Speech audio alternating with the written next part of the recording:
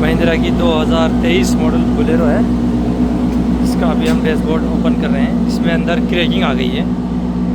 ये एयरबैग है, इसको यहाँ से पुश करते हैं पेचकस से। ये पेचकस है, इसको ऐसे डालकर इसको पुश करेंगे और ये बाहर आ जाएगा। जब मैं खोल लिया है पहले दिखाने के लिए।